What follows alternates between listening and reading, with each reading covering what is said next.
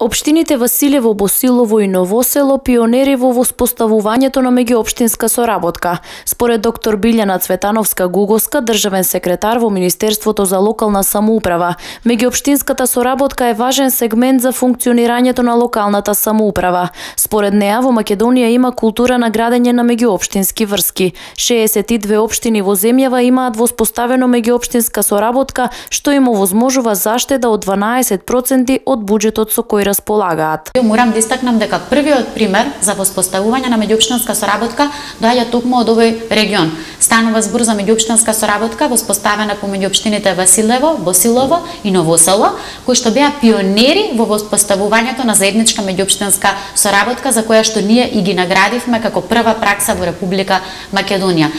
Чисто индикативно оваа меѓуопштинска соработка меѓу овие три општини, наша проценка е дека овозможува заштеда на околу 12% од буџетот со кој што секоја од овие општини располага. Според Цветановска-Гуговска, доколку општините сакаат да имаат поголем успех во поттикнувањето на локалниот развој, тие треба пред се да поседуваат квалитетна администрација.